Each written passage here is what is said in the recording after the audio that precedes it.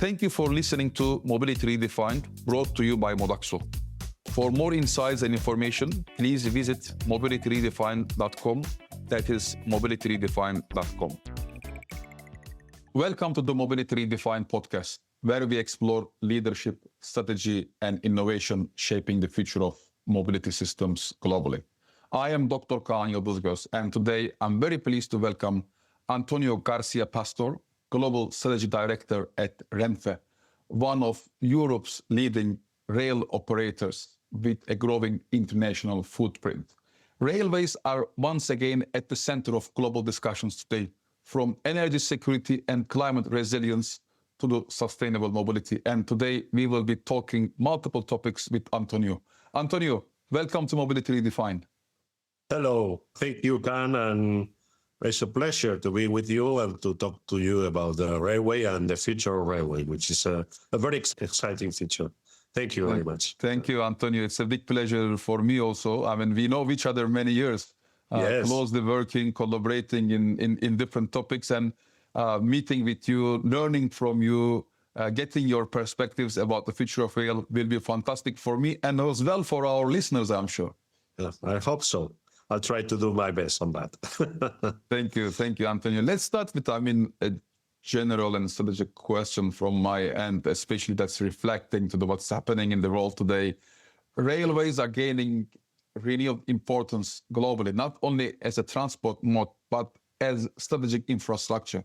That's how I am seeing. And from your perspective, how is the role of rail evolving today in response to developments like climate change, energy independence, even geopolitical considerations? Do you see railways becoming more of a strategic assets for nations beyond mobility? Yeah. Okay. Well, it's a very interesting question that can have many angles. Let me first, Kaan, if I may, just to give a brief insight of RENFE, just to clarify, because we are the main operator incumbent in Spain.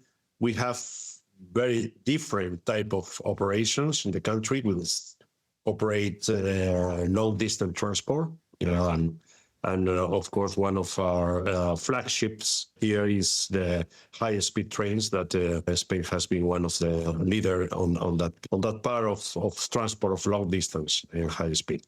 But we also operate commuter trains around many of the metropolitan areas in Spain, being Madrid and Barcelona, the main ones, but there are other 12 ones we have. And we operate also other type of simplifying, but other type of services, so kind more regional ones, even in some cases rural areas. Spain is not populated as other countries in Europe. It means that in some places the rail is the only connections to bring all the people that are living in rural villages, bringing back to the capital or to the center where they can do their administrative and their lives. Okay, so that's RENFE in terms of operation and some figures. We transportate more than 500 million passengers per year, of which 500 million are in these commuter services in metropolitan areas. We have more than 1,100 trains in total, of which 283 are trains on high-speed trains. And in total, also the number of employees is nearly 20,000. So that's, I'm not going to tell you more. This is the main figures, but it gives you an idea of what we are, what we do. I mean, that figures are putting you exactly in the right place to look from the globally what's happening in the rail and how it needs to be positioned. So RENFE is one of the largest rail operators of the world, certainly. Yeah. Thank you. Yeah. And as you see, and this is precisely how I was going to answer your question, because there are different approaches to long-distance transport, to metropolitan and urban transport, as you know. And of course, you've mentioned climate change, energy dependency. And Also, that this changing the world that we are living right now, also geopolitical conditions are influencing us. The state of war that we are in Middle East, and all this is also influencing suppliers that are bringing what we need to countries to operate. Also energy, of course, energy.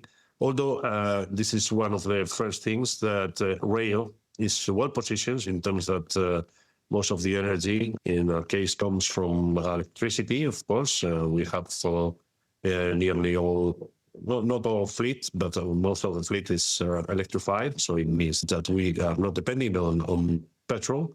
But of course, there's energy independency, and in Spain we have a good mix of sources of sustainable energy from aeolic and also solar production. So it means that we are well positioned, but still variations in the prices of energy are affecting, of course, in our operation and also in prices. Climate changes, it's also a big threat in these last years. You've heard here in Spain, we have had some events like that. The floods in Valencia was a year ago or more than a year ago. 2 years ago. Yeah, 2 years ago it was. I was thinking on the blackout. That was another event. There was last year. But the floods in Valencia was 2 years ago. And it was also a big challenge. We have learned many things on that. We have to take into account also that rail is a system. It's not like buses, let's say, that the bus can adapt quickly to a changing situation of a road that is destroyed or whatever. In rail, we have different components. Of course, it's energy, but it's also the trains. There's also the operation, and of course, important, the infrastructure. If infrastructure is damaged, then operations, of course, are affecting in a way or another. So that means that for climate change, with these floods and extreme heat as well, are affecting, and this is something that rail in the future, and I think all companies are working in the same way, working in adaptation plans and what to do in case of emergencies or in case of these big disruptions that can affect the service. So we are working now also another part, and we've mentioned about the geopolitical considerations and military mobility. Also, it takes into account for particularly for the movement of troops, even for military equipment. Trains, of course, are a key asset on that. We have seen it in Ukraine. Also, the Ukrainian railways have played a main role in moving not only military equipment and stuff, but also civilians that were fleeing from the line. That so railway has taken a big part on it. So there are many angles, as I mentioned, many things to comment, but trying to answer your last statement on what if it is a strategic asset for nations. I would say that the railway, of course, is key. Also, railway has proved along its history its capacity to adapt. We think of the old railways from the 19th century, but it has been reinvented several times. Last time, the high speed has made a revolution in the end of the 20th century. And now I think that this adaptation plans and this adaptation capacity linked to the sustainability of the mode can play a main role. And also it's a strategic asset because rail, I mentioned also, is very important for political cohesion, in territorial cohesion, political movement, so political will to have a railway as the backbone of a sustainable public transport system. Antonio, you were talking about, like extreme weather, supply chain disruptions, energy shocks. And Yep. if we look from these perspectives, How are railway operators adapting their systems to become more climate resilient, more energy efficient? And where do you see the biggest gaps today from these perspectives? We have just issued our adaptation plan, and particularly in the main strategy that is behind this adaptation plan is trying to anticipate. So anticipation is a keyword on this in terms that is changing from contingency plans, that is more emergency plans, to risk assessment scenarios. And that's important. For instance, right now we are contracting an expert in weather forecast. It's something that some years ago we say, oh, what's this doing a weather forecast, a specialist in a company like RENFE or in a bus company. But today it's important, and what we are trying to do is just to anticipate what will happen, to activate several plans, both on emergency and others, many others from the staff, on passengers, and so on. That's very important. I would say also that in Spain, I haven't mentioned at the beginning, but we have a separation between the infrastructure management and the operations. So RENFE is the operator and incumbent, as I mentioned before, but infrastructure management is led by ATIS, which is a separate body, both depending on the Ministry of Transport, but completely separated, not like in other cases, which is there are vertical integration, like in the case of SNCF in France or Deutsche Bahn in Germany. But in our case, it's different. So it means it has a big importance, because when we talk about sustainability and adaptation, of course, infrastructure I mentioned is a key part of the system. So we have to coordinate, be very much coordinated with this on a situation of any events that I mentioned. And Antonio, when we are talking about, these changes, one of the main driver of the change today is certainly digitalization and the technology. How do you see digitalization impacting rail, in particular, RENFE's operations? And if you give some examples also from RENFE on this one. Yeah. Okay, it's true that digitalization is on the agenda of every rail company today. We have to, and there are many aspects that we can comment, some examples. I would say that in general, we have still a way to go forward. So there are some areas where we should improve. There are others where we are better. But as a summary, I would say that we have to work a lot on digitalization in terms of passenger or passenger information, and in general, passenger relation.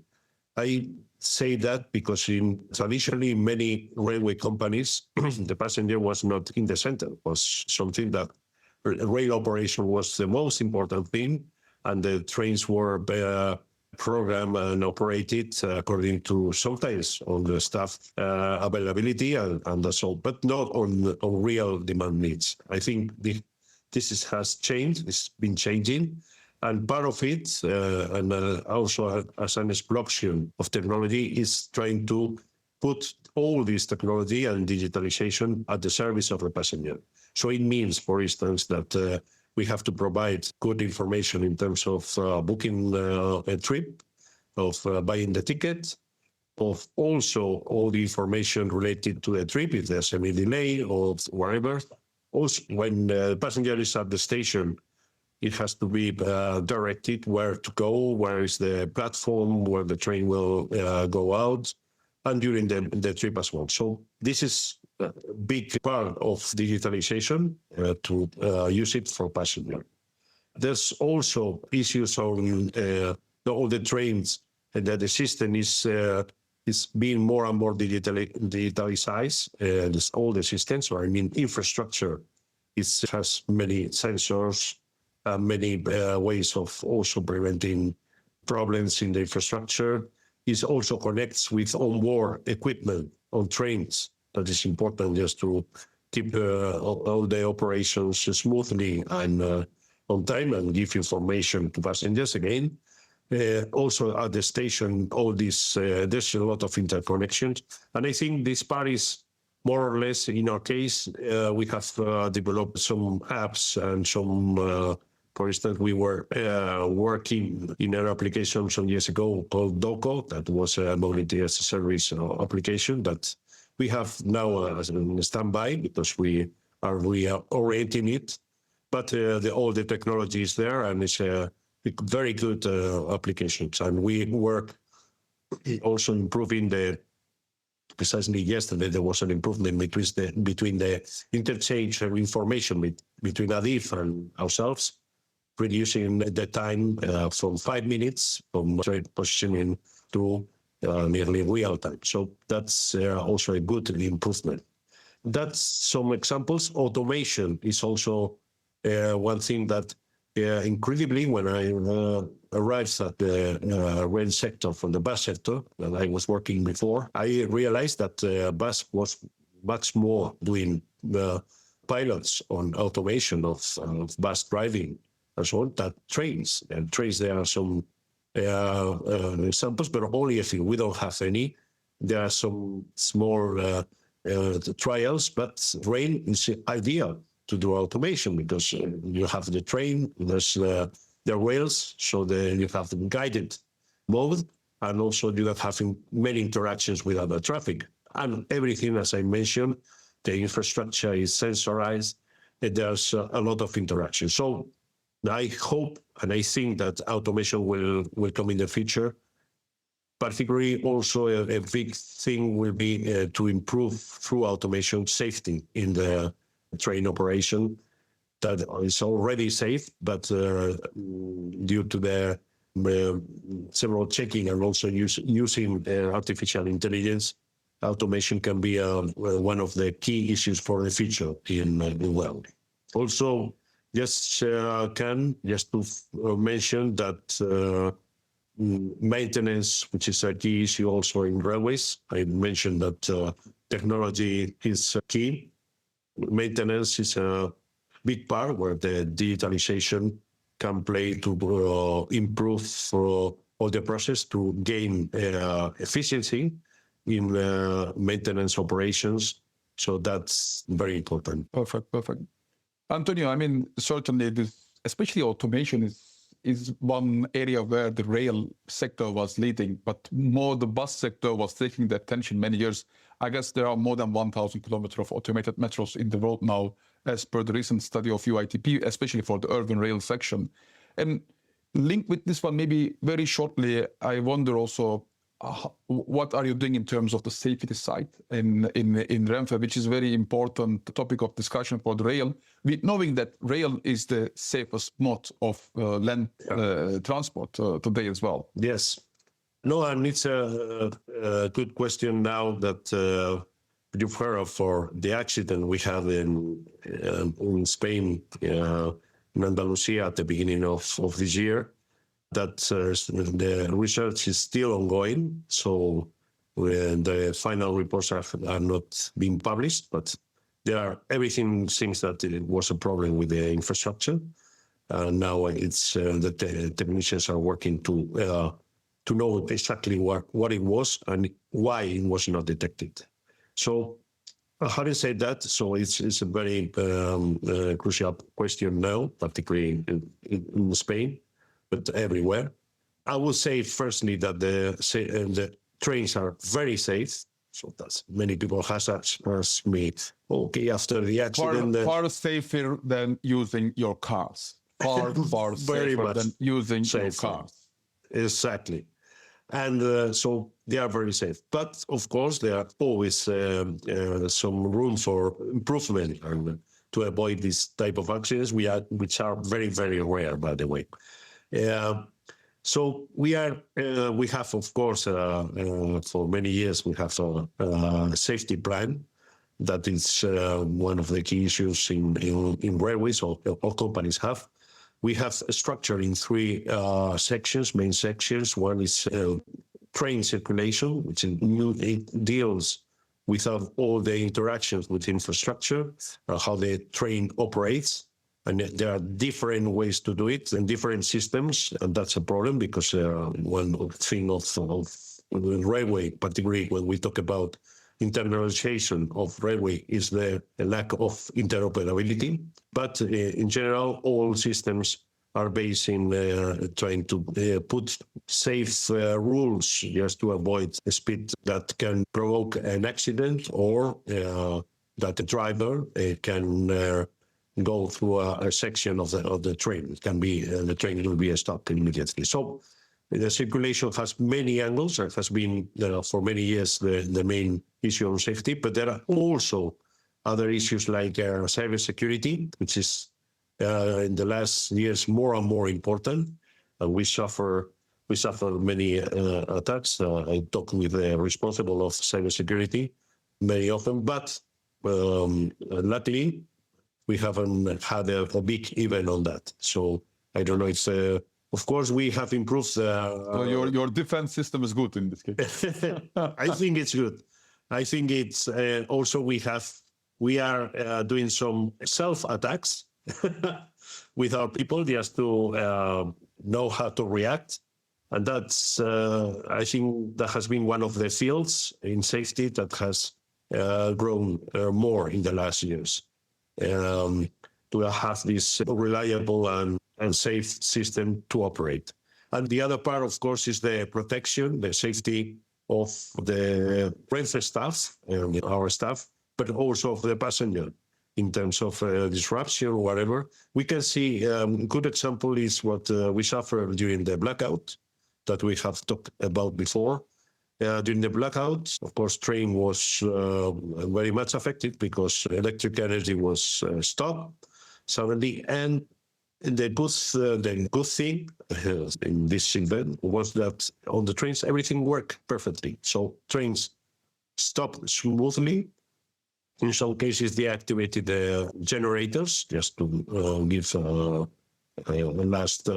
movement of the train, or to open doors when evacuating passengers and so on.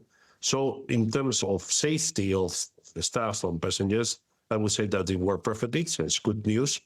And that's something, in any case, that has to be improved more and more in the future, because operations, for instance, now if we have a disruption or a problem, in the city, it's easier to take the passengers out with a bus or whatever, but sometimes if you are in the middle of a mountain, it can become a real challenge. This is the three issues. And also, if we have to deal with a perception of safety, we have mentioned the case of the accident, we have measured that our passengers in the following weeks have been decreased a little bit, apart from the reductions on the speed limits, because ADIF is reviewing some sections, but also because there was a perception that I mentioned it's rail and trains are very safe, and but still people think that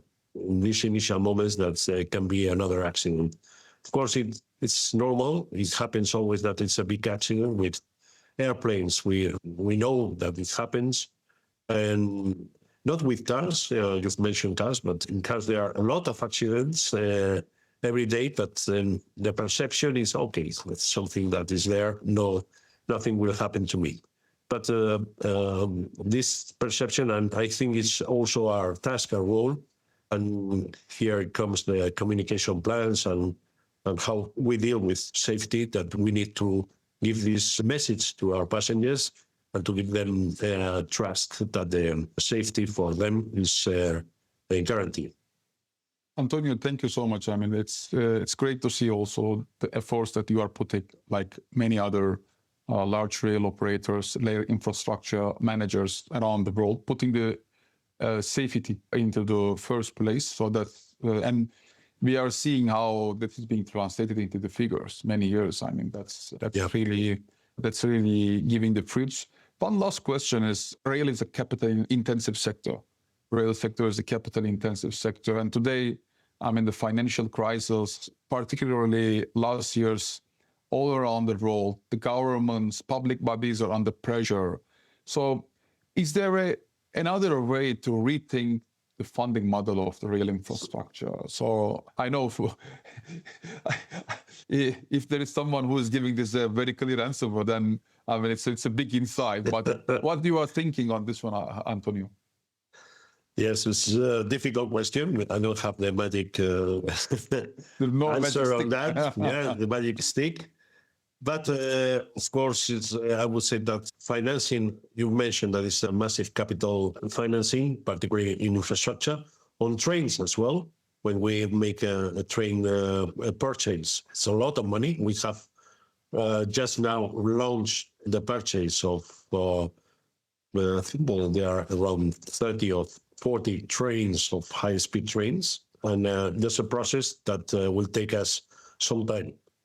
It's difficult. Normally for infrastructure, it's public funding that is always applied. It can come from national programs. Also with the European Union, in the case of Europe, is working right now. There was particularly in high-speed rail, there was an announcement in November last year of the objective of the high-speed rail to connect every capital city in Europe, and that's very good news here in terms of putting the rail as the backbone in Europe. But of course, some financing has to come from the EU as well. There are, as I mentioned, this money that can be channeled through the national programs. There are also cohesion funds in this case, and also innovation funds. But as you see, there are, in a way or another, they come from public money. Is there room for private financing as well? I think there is.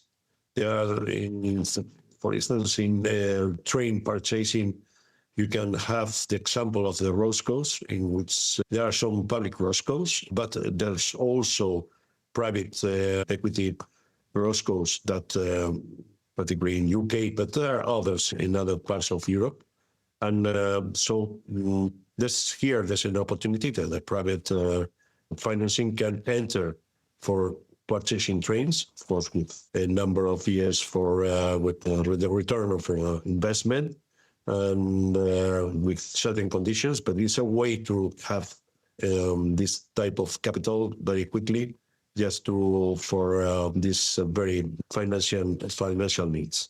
But besides that, then of course the infrastructure, the track access charges that the infrastructure operators apply to operators, it can serve mainly for maintenance. In a way, it should be sources for having the maintenance secured, but also we can think that other ways that they can be used for covering some cost or some capex that can be involved in that.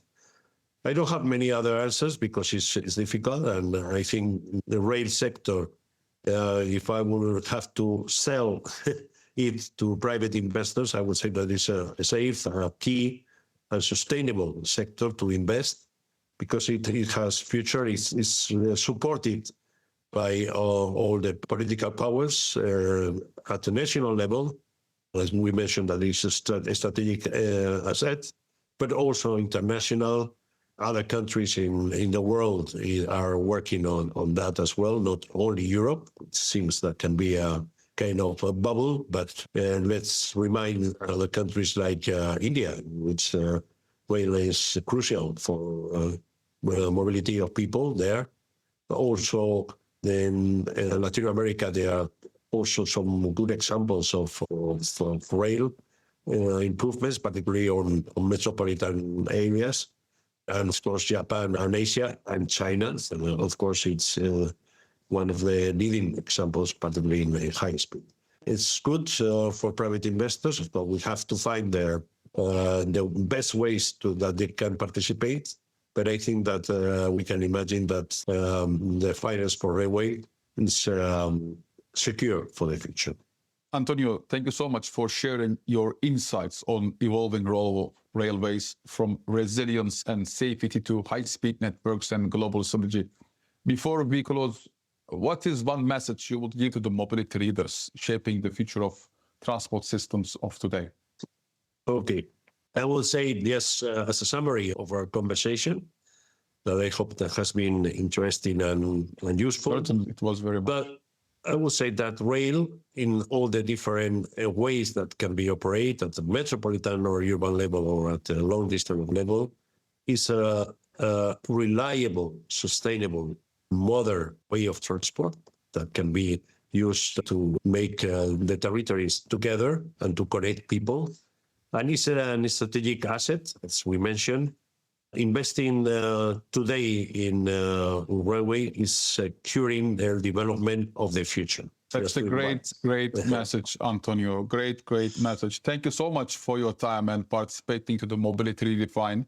And I want to thank to also our listeners and asking them to stay with us for the next episodes of Mobility Redefined. Thank you very much to you. And thank you to all. Bye-bye. Thank you, Antonio. Thank you. Bye. Thank you for listening to Mobility Redefined, brought to you by Modaxo. For more insights, visit our website at mobilityredefined.com or follow us on LinkedIn. Be sure to subscribe to the podcast on your favorite app to stay updated with our latest episodes. Thank you for tuning in, and we hope you enjoyed the conversation.